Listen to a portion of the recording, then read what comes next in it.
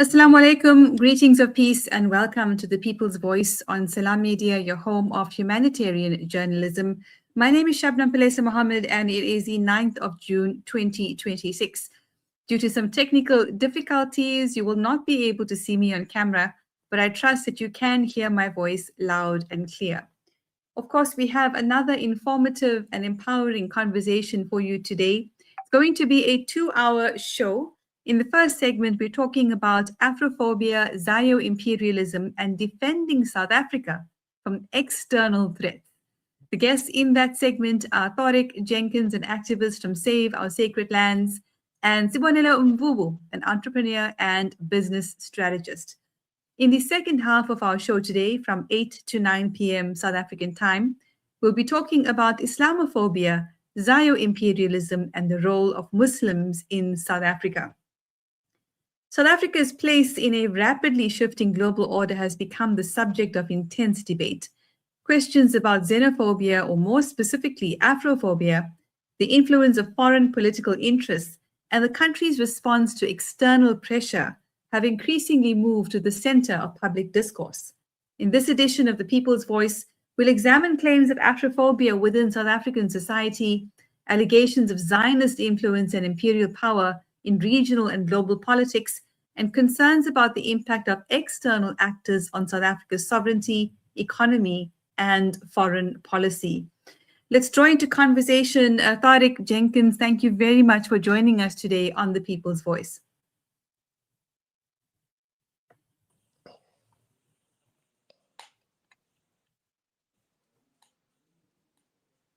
I'm not sure if we've lost Tauriq there. Can you hear me? Thank you very much for having me. I can indeed. Welcome back, and thank you for making the time for this conversation. So, Comrade Tauriq, I think we can see that the entire country, at least people who remember the July riots, are very anxious about this date of June 30th that is coming up really quickly for South Africans and for foreign nationals in particular from the African continent. While some people believe we are in fact going to experience extreme levels of violence, others believe that this actually won't happen, and perhaps it's something they want to believe because it is far more comforting than the thought of the alternative. From your perspective as someone in the Western Cape who's very active around issues of land in particular, what are your thoughts on the motivation behind, for example, the March on March movement, which seems to be very much focused on foreign nationals and in particular the issue of spaza shops, but of course criminality, when you compare it to broader issues like land, which don't get as much attention? Your thoughts? Thank you very much for that question. And I think it's true that when one has to look at what is informing March to March, there are multiple influencing components. When it comes to the question of land, I think broadly speaking, we can accept the fact that over the last 30 years, because of the neoliberal policies of this government, the fact that it has induced a jobs bloodbath of unemployment between 33 and 40% in some areas, and that the genuine concerns in terms of what has been an ongoing assault on poor working class communities around service delivery, around access to water, and in the Western Cape, indeed, the flaring, undealt with continuation of apartheid spatial planning. These are all conditions that can be primed by, agents that will destabilize this country, politicians who have recklessly engaged in forms of very violent rhetoric, and it being an election year, we can see how the age-old political gerrymandering trick of wanting to come into communities and offer a single solution to all the problems that we are facing, whether it's land, whether it's access to amenities, whether it's access to hospitals and healthcare, and that is the foreigner. And in this case, there's a very strong sense of Afrophobia and, of course, attacks on South Asian businessmen. And this single lie is something that can have effect on communities that are starving and that are desperate. And so, first of all, just to tackle, the um, the real concern about manipulative and engineered components that are coming into communities at this particular time is a very important aspect that we have to acknowledge. Secondly, in the context of the Western Cape, you would notice that as March to March was announcing their marches onto Cape Town, Cape Independent issued an open letter to Donald Trump, basically thanking him for the recognition of the so-called, white victims of white genocide, where the U.S. administration has now extended its invitation for more applicants coming from, this very strange enforced accusation against our country that we are committing a genocide against white communities in this country. And part of that open letter was also a recommendation saying that the best way to deal with this problem overall, in terms of the upheavals, in terms of finding solutions around issues of land and service delivery in this country, was for Donald Trump to support a referendum for the annexation of the Western Cape. And I think that if one takes a look at the timing of that letter and the fact that there are a number of entities that are also involved in terms of the alignment with March to March. We have entities, political parties that have very clear alignments with, funding entities that are linked to the ultra-right. We see this hot concoction of various influences in terms of what's unfolding at the moment. And so the destabilizing effect that we're seeing is also as a result of clear political ambitiousness, as well as the fact that we have to ask the questions: who is benefiting from this kind of destabilization? And when it comes to the issue of land, for example, and the issue of human rights, at the same time, while we are being affronted by these Afrophobic and xenophobic attacks, there are pieces of legislation that are being snuck through that are of serious concern, that in many quarters are considered as being entirely unconstitutional. For example, the proposed amendments of the Prevention of Illegal Evictions of the PI Act, or the PI Bill. These amendments basically aim to criminalize any organized occupation by communities who have sought to maintain their dignity and livelihoods by occupying in an organized way vacant land during what is a housing crisis in this country. In the Western Cape alone, you have backyard dwellers to the numbers of about 600,000, as well as 400,000 people on the waiting list. And not only does this legislation want to criminalize the organized occupation, where people will be subjected to 2 million rand fines, to 2 years in prison, but will also criminalize an entire sector of associative and assisting organizations and advocacy groups, whether it's legal entities, whether it's NGOs, whether it's umbrella social justice movements. So in other words, these amendments are more the promotion of the illegal eviction and aim to smash social movements. Now, there's another piece of legislation that has been snuck through for comment, and this is on the citizenship and immigration draft white paper. And on there are a whole plethora of very serious concerns, and one of them, of a number, includes the extent to which this particular white paper will completely undercut the already existing frameworks of how we understand the protection mechanisms that are needed for for refugees. In this case, you have a proposal that basically means that any person who is fleeing from persecution from any country, let's say around Africa, if they had to flee more than one country, for example, will not be allowed entry here. And there are a number of other things like a merit-based criteria that is also being given or asserted in terms of, the whether or not a fleeing refugee will be allowed in this country. And this goes against basic Pan-African principles. It goes against the AU in terms of in terms of the definition of refugees, and it's a violation in many ways in terms of international humanitarian law that forbids countries to basically send people back to oppressive, situations and so forth. So I think at the same time, there are Tauriq, these if I kinds can of just components that are happening concurrently. in there now to pick up on some of the threads that you have highlighted in your report for us to look at who benefits from the divide and conquer, and of course the impending chaos that the country is bracing itself for, not only in KwaZulu-Natal, but of course across the country.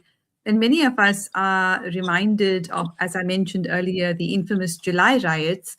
And it's always been my perspective that those riots were on some level a test to see how our country would respond to an attempt to destabilize it.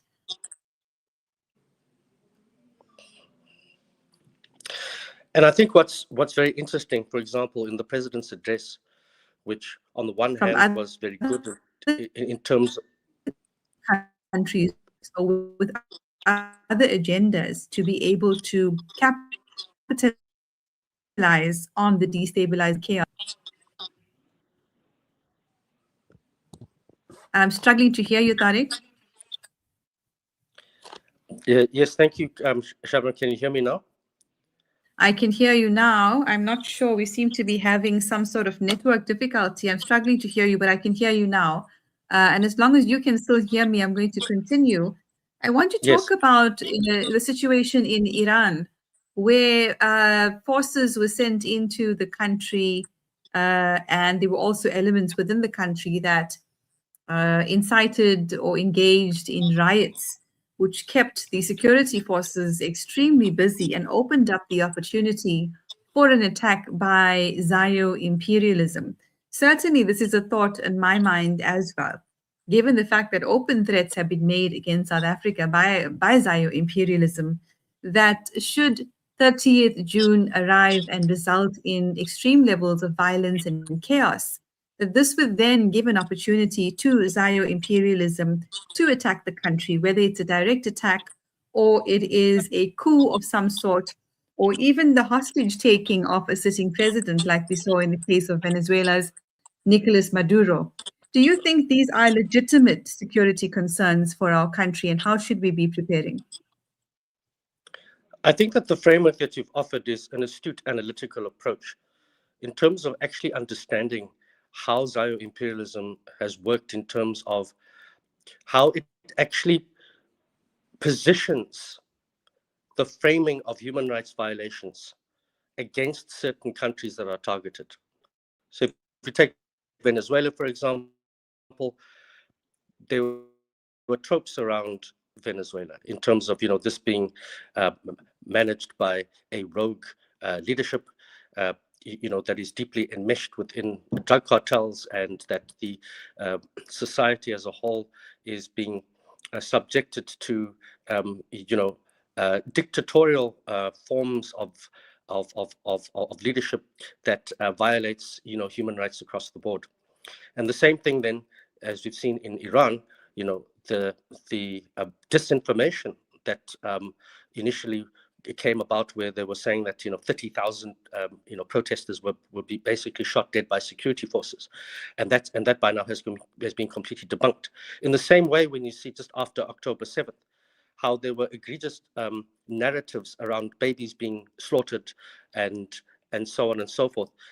So by framing a level of barbarism against entities that have mineral resources and that have geopolitical influence in the world, and by instigating a range of third force mechanisms that can basically provoke and to fuel what would be a very convenient narrative that would then want to alienate the disposition of that country from international humanitarian law, and through that then basically create a set of circumstances where imperial forces then can become the hero that will move into these countries by force, and take them over in the guise of basically saying that no, the communities need this kind of relief. These are communities that are being subjected to the most heinous crimes, and these governments are dictatorial, they are oppressive, and so by doing this kind of thing, creates a number of vulnerabilities, both in terms of various pressure points, where, in terms of assertion of foreign policy, the assertion of sanctions, the assertion of economic restrictions and trade, and then eventually, as you've seen in some instances, and very concerningly, recently, a direct military intervention. And so when we look at this claim of South Africa committing a genocide against white South Africans, we cannot in any way underestimate the intentionalities or the broad-based consequences that come about that claim. And I do feel that as a country, we need to assert ourselves much, much more in terms of completely destroying and smashing that claim. And if it means a constitutional court rebuttal, if it means Parliament having to make a number of clear, assertions around this, and also for us to perhaps look into to deal with this, because as the accusation of committing genocide against communities in your own country, combined with the fact that that imposition of what genocide, of what refugees are, is basically an imposition that is not just attacking the integrity of this country, but completely annihilating the existing definition of what a refugee is. And so the irony here is that the very refugees that are being now accused of all the ills of this country, that definition has been completely undermined, and is being disabused in terms of the assertion by the Trump administration, on willingly, allowing for this lie to persist, where thousands of so-called victims of a white genocide are being allowed to enter and are taken care of in the United States. During the Biden administration, there were about 250,000 refugees that were admitted in that country, and now that has been radically reduced to just over 5,000, and the majority of those are white South Africans who are claiming to be victims of this genocide. So I think that the analytical framework that you are putting forward is a critical one in terms of what are the patterns and what are the kinds of interfering mechanisms that are often deployed by Zio-Imperialist entities in order to create a perception that then allows for deeper forms and more direct forms of undermining of sovereignty in the way that we've seen. Thank you very much, Comrade Tauriq Jenkins, for your incisive contribution today. Our apologies for the technical challenges that we're having, but the show, of course, must go on. And so too will these conversations. I know there is a meeting that's happening tonight that's intended to rally together people who are presenting a counter, in essence, it's a counter mobilized on June 30th, down with xenophobia and working class division, organize against factory and mine closures, fight austerity, unite for jobs, democratic planning, and working class control. So that meeting is also happening currently. Thank you very much for joining us, Comrade Tauriq Jenkins, and surely we'll see you in the next conversation. Thank you very much, Comrade. Thank you so much. Assalamu alaikum. Wa alaikum salam. So that is Tauriq Jenkins, activist from Save Our Sacred Lands. Next up, we'll be talking to Sibonelo Mvubu. I'm sure he is with us in studio. Sadiq, are we ready for Sibonelo?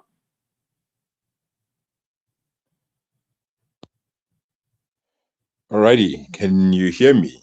I can indeed. Welcome, Sibonelo Mvubu, entrepreneur and business strategist, also a very popular content creator. Welcome to the People's Voice.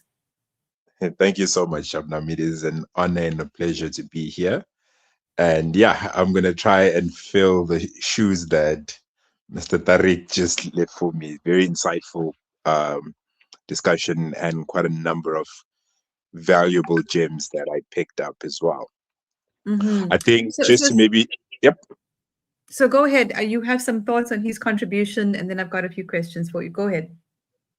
Okay, no, I was just saying that there's quite a number of points that were very much insightful from the statistical as well as analytical perspective. Just the amount of extent of the damage that is being caused by our Zio-Imperialists and how far the web stretches. I think I really want to do justice a lot of the points that he raised as well, but I don't want to also give a spoiler. I want to get to your questions that I want to answer questions that maybe you might still be asking. So let me give you the question. Let me give you the chance of the questions, and then I'll tie in to what a lot of the points that Mr. Tauriq raised as well. Sure. Thanks, Ponelo. So I've got a number of questions that will also lean towards recommendations in the short 20 minutes or so that we have together. But I want to start with the question from your perspective of who benefits from the chaos, from the fear, from the divide and conquer that we are seeing sweep our country yet again. Is this a phenomenon that is always boiling beneath the surface, Afrophobia? Or is it something that is being stimulated by and driven by external threats? And who benefits from that? And thank you so much for that question. I think definitely the elephant in the room is what we've all seen, and that is the Zio-Imperialist forces that are not only amongst us, but they're also facilitating the public discord that we're seeing currently taking place across South Africa. And then when you look at that, you realize why they are so invested in ensuring that they own the media. When you look at the likes of your BlackRock, your Vanguard, why they're so passionate and ensuring that they've taken over Facebook, WhatsApp. They've just recently acquired TikTok.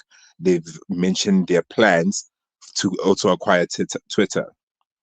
It is because if you look at the ancestor of who taught them this trick, it is a man called Edward Bernays, who wrote a book called Propaganda, which I genuinely and wholeheartedly recommend that people go and read. You will understand what's currently taking place. The objective is to sow division. They thrive off of division. The breakup of the fabric of society here in South Africa, as well as Africa at large, has been a process that they've been facilitating, as well as also ensuring that they participate in it, to ensure that for as long as Africa does not unite, there is no way that, as long as we don't unite, there's no way that we can ever rise as a people. The only way to keep us subjugated is to use the media, to whisper one thing to one brother and whisper the other to the next, and have us fighting one another with the core objective of exploiting our mineral resources. Now, if you go back to 1884, the divide and conquer, that's where we saw the seeds being planted. And they've been reaping those fruits from then up until today, where they partitioned this country and infected us with the legacy that keeps us subjugated to them up until today. They cannot have, or they cannot get the resources that they need in a well-functioning country. Because a well-functioning country is a country with policies, laws, and procedures that they have to follow, which again inconveniences them. Now, in order for them to exploit the resources of that particular country, they need the division. They need the conflict, because what they then do is they approach one brother and they say, listen, this brother is oppressing you. Here are some weapons, fight your brother. While we're busy fighting each other, we will run out of weapons. We will run out of bullets. And in order for them to exploit and get those resources now dirt cheap, knowing very well that we are desperate for their resources, they will then offer us more weapons. They will offer us more bullets, and they will extract those resources. We don't have to relegate this to conspiracy theories. We can watch movies upon movies where they show us how they do this. If I'm quoting movies like Blood Diamond, if I'm quoting movies like Lord of War by Nicolas Cage, all of this is being structured to ensure that we keep we keep getting divided while they extract and completely plunder our natural resources. So, Sibonelo, of course, I completely agree with you, in particular when it comes to Congo, where there is a genocide, likewise in Sudan, and it's largely over the resources. And of course, the forces driving those genocides, again, Zio-Imperialism, and that is clearly evidenced if anyone would like to research that further. But what do we say to people who are on the other side of the fence and support March and March and are preparing for June 30th, and some of them making some very serious threats, when they say to us that we are speaking from a position of privilege? It is true that the government has an anti-poor policy, and this extends, from during the days of apartheid into the political democracy. Now, we still don't have economic democracy. And so therefore, the concerns in terms of unemployment and hunger and poverty are real, and government is not taking them seriously. What do we say to these people who raise that to us and say that you're just speaking from privilege? We know what we're going through, and we believe the solution to our problems is getting rid of foreign nationals, whether they're documented or not. Firstly, I would say to my brothers and sisters, if only we can understand the essence of power. Power is the ability to define another person's reality and have the victim accept that reality as if it was their own. When we say that the government is anti-poor, I would like them to firstly understand from their perspective how, because I live in a South Africa where a child gets a free meal when they go to school. When that child grows up, they get free education from the government. Not only do they get free education, they also get accommodation. They get money for food while they're still studying. They get Wi-Fi and laptops. There's BEE. As a South African, when you start your working and you want to purchase your first house, the government has money set aside for you up to 180,000 Rand. That is for you as a South African citizen to purchase your first home, deposit to your first home.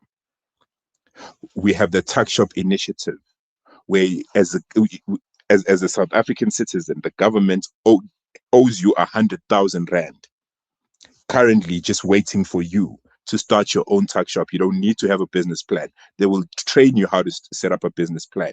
You don't need to have financial statements. They will help you with everything. You just need to have that shop. You need to have a registered business, which with CIPC costs 175 Rand.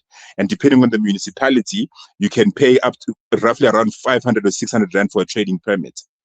And you can go to the government, and the government will provide you with skills as well as stock for you to start your own tuck shop.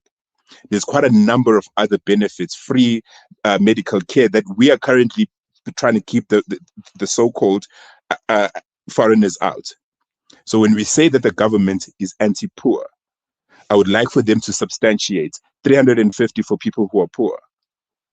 So when we say that, for me, I really, I'd like more clarity on that. But again, let's also remember, when the media is controlling your narrative, the media will have you believing that a problem, if you go to the statistically right now, foreigners in South Africa contribute roughly 7 to 9% of South Africa's crime rate. 7 to 9% of our South African prisons foreigners occupy only 7 to 9% of South Africa's prisons.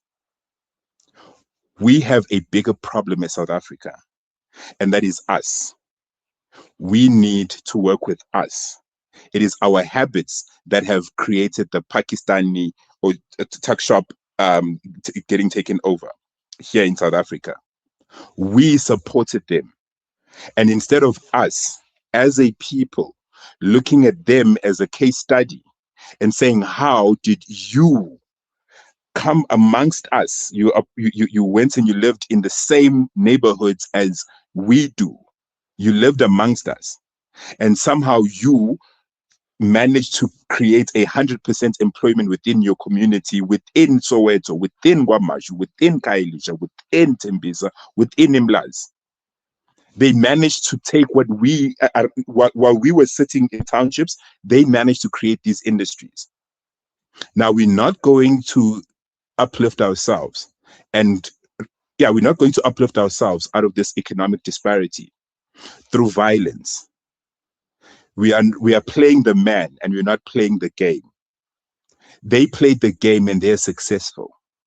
We have the upper hand as South Africans. South Africans are fed up. As South Africans, our objective should be, let us focus on creating an economic structure as Black South Africans, where we buy from one another. We have a very classical case study in the Val of a young company called Isinkwaset, where the community came together and created employment for themselves. They created investments for themselves. I'm currently part of a very beautiful initiative called the Hluma Initiative, where we come together and we help businesses to sit down, orchestrate, and saying, how can we support each other as businesses, as small businesses? It doesn't have to mean that we need investment. If you need a business plan, I am a business strategist. I can help you put together a business plan. If you have a concept that you feel like, okay, from a marketing perspective, you're struggling, I can help you. We have people who have accounting expertise who can help you with the finance. We've got people who have legal expertise who can help you with the legalities of running the business. How we are going to climb out of this mess is through unity.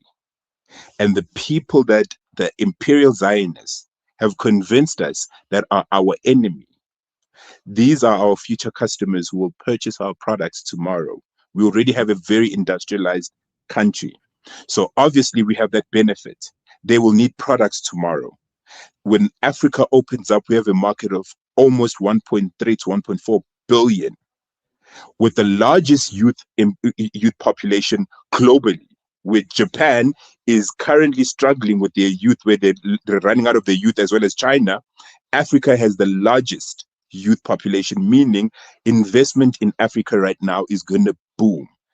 Couple that with the fact that on the 1st of May, Africa signed a zero tariff deal with China.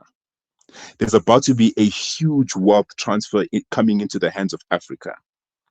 There's never been a better time for us to hold hands with our African brothers and sisters and create that ecosystem, because we already see that. So, yes? Sibonelo, the timing is certainly very interesting, because there's a lot that's happening across the African continent, from conversations around visa-free travel between African countries, to trade, to education, to farming, to really some cultural initiatives, etc. And when we attend some of these conferences, there's an air of positivity about the future of the African continent, as long as we remain united and not allow ourselves to be divided. So the timing, therefore, while the concerns of people about poverty and unemployment are legitimate, we have to admit that there are people in our country who are hungry, who are unemployed, who don't have the skills for entrepreneurship. These are very real concerns. But of course, we agree that foreign nationals are being scapegoated. But the timing of this, considering the resurgence of the African continent, combined with threats that have been made against us as South Africa, is certainly something that we need to be paying attention to. So people like us have been trying to put these perspectives through on various platforms, including social media. And we find that we are often bullied, perhaps. This is the complaints that I've certainly been receiving from a number of content creators who are putting content out, standing on their right to freedom of speech on this topic of Afrophobia, African solidarity, and the future of South Africa. We're accused of being anti-patriotic. Sometimes the bullying verges on harassment even, where they don't want these alternative perspectives to be heard, and anyone sharing them is seen as the enemy. Is this how South Africans have always been in your experience? Or is there something different that's going on here where any attempt to share a different perspective is being shut down deliberately? Okay, so thank you so much for that. I'm getting a bit of some feedback there. Okay. I think the first one, thank you so much for that question. The first one, I want to firstly just unpack that one and use an example in saying, if you look at, I'm a huge fan of the Nature show, right? On the Nature channel, your Nat Geo, your National Geographics and so forth. When you look at any animal, every single creature on the planet, if it is hurt, right? If it is hurt, and scientists are trying to help that, whichever animal, you'll find that they have to tranquilize it. Because we know what happens if, let's say, they don't tranquilize it. We're talking about large prey, either lions, whatever. If they don't, even though you're trying to help the animal will lash out. It's not anger, it's fear. Right? It's fear. It's afraid. Now, when we look at the realities of what Black people, majority here in South Africa, we will look others, but let me not even say South Africa, in Africa, the conditions that we have been subjected to. We went from owning large spaces of land to owning a 60-meter square plot of land in Soweto. We were bundled up into really these tiny spaces, very close to one another. And then adverse poverty. We've been subjected to the worst poverty conditions. When you subjected people to that type of treatment for a long period of time, you cannot expect humanity to still be retained. When you try to help, there's that instinctive aggression that gets triggered, just like any other organism on this planet. There's an instinctive reaction of aggression that you will get. It is driven by fear. That has never been who we are. We are the people of Ubuntu. When you dissect Ubuntu, umuntu ngomuntu ngabantu. I am because we are. We are because I am. So it is my actions that contribute to the collective good. And the collective good happens because of my individual good actions. That's who we are. I was fortunate to grow up and see Ubuntu. I didn't always have a car. I used to use taxis. In case people don't recall, or people who haven't been, I come from the townships, from the bottom. I know the phrase "fofo mahlalisane." Not a lot of people will know what I mean when I say that, but a Black person who grew up in the township will know exactly what I mean when I say "fofo mahlalisane." What that was, it was a common phrase that anybody, everywhere you went in South Africa, if they speak Zulu, you will hear that phrase. What that says is, if you look at the taxis sit 3 people in a row, except for the back seat, right? All the others would be 3 in a row. And this is not your quantums. This is your older taxis, Usiaya, right? When we say "fofo mahlalisane," when the last taxi leaves the rank, the driver would ask if there's extra people, if the taxi takes 16, but there's maybe 4 people that are now left, we leave nobody behind. That's who South Africans are. Nobody gets left behind. "Fofo mahlalisane" says nobody gets left behind. I will pay the same amount of fare, but I'm going to be inconvenienced because now I'm going to be squashed in the taxi. That request was saying, please, you're going to be inconvenienced, but I'm still going to pay the same. I'm not going to say I'm going to pay half because I accommodated my brother. No, instinctively, Black people in every single rank knew very well what 4 Mahlalisane meant, and nobody ever complained. That is who we've always been. That is our DNA. But the conditions that we've been subjected to as a people have created the reaction that we're seeing today. Sibonelo, we're going to take a short break, and when we come back, I'd like to hear your thoughts on the right to free speech on both sides of the aisle on the subject of Afrophobia and what is to be done. Let's take a short break, and we'll come back with Sibonelo Mvubu. At Dynasty Islamic, we believe your financial future should grow with purpose and in line with your values. We specialize in Sharia-compliant financial solutions designed to protect, grow, and preserve your wealth. Whether it's investment planning, risk cover, or structuring your legacy, our approach is rooted in transparency, integrity, and ethical principles. Too often, people invest without knowing if their money aligns with their beliefs. At Dynasty Islamic, we change that, offering you clarity, confidence, and peace of mind. Let us help you build a future that's not only financially secure, but spiritually aligned. Dynasty Islamic, where your wealth meets your values. Get in touch with us at info@dynastyislamicfas.co.za, visit www.dynastyislamic.com, or find us on Facebook and Instagram. Across Sudan, starvation is tightening its grip.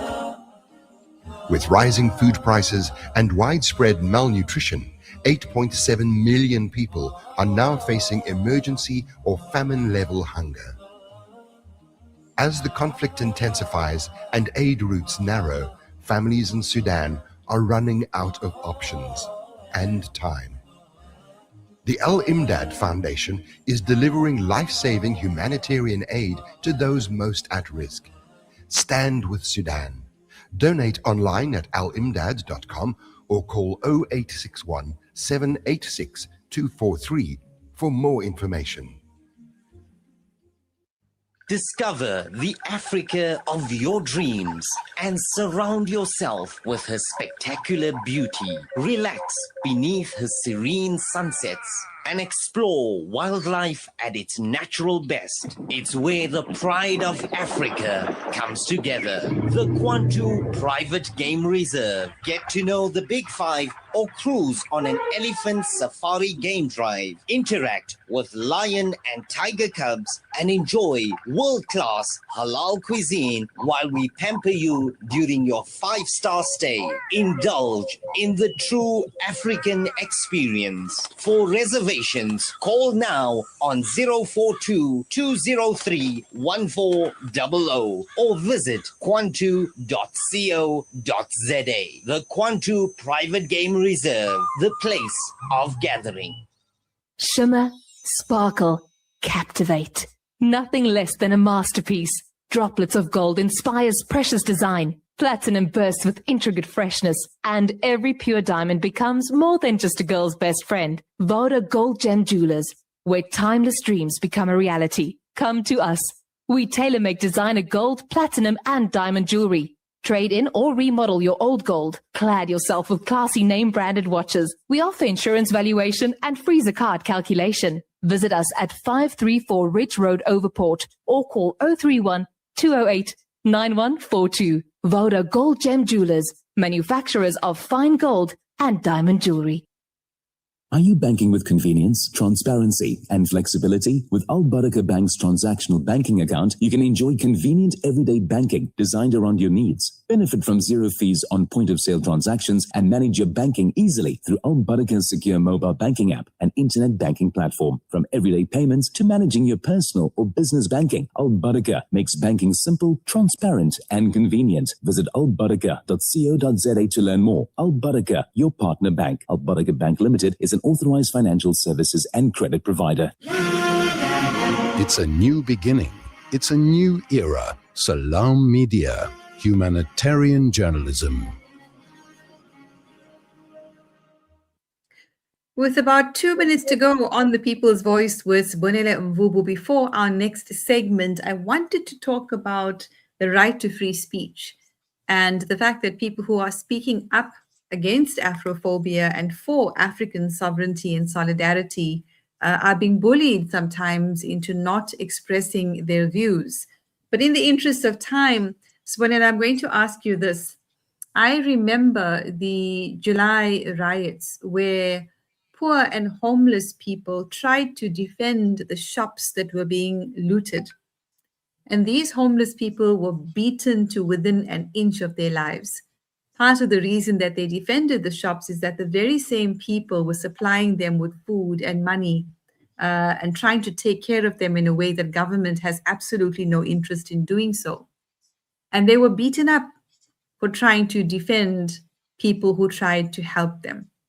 So it certainly is ironic to be pro the poor in our country and be beating them up at the same time when they're trying to prevent crime. As we approach June 30th, Sibonelo, what is to be done? What are the implications for our country's future? What is to be done? It is for us to have a really robust conversation as a nation. We took it lightly, but I think it was a very great opportunity that we missed out on, and that was the national dialogue. We need to sit down and speak as a people and have uncomfortable conversations. There's a lot of misunderstandings. The poor think the rich are the enemy. The rich think the poor are destroying the country.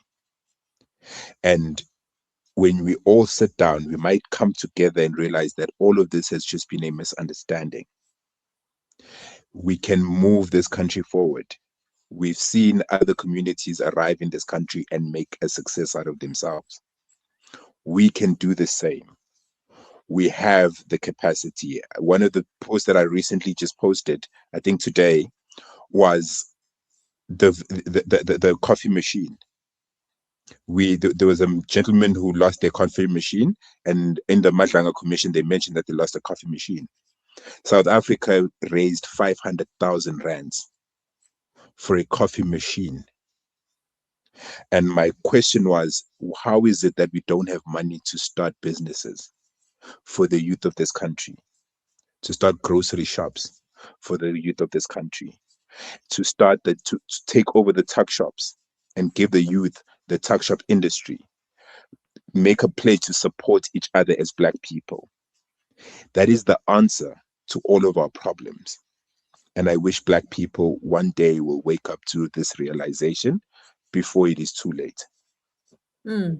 Constructive recommendation there from Sibonelo Mvubu, entrepreneur, business strategist, and content creator. Thank you very much for joining us today on The People's Voice. Thank you so much, guys. It's been an honor and a pleasure. Cheers. Bye. Wonderful. Always talking to Sibonelo. Do follow him on social media. In the next segment, which you will find on Salam Media's YouTube channel starting shortly, we'll be talking about Islamophobia, Zio-Imperialism, and the role of Muslims in South Africa. Assalamu alaikum.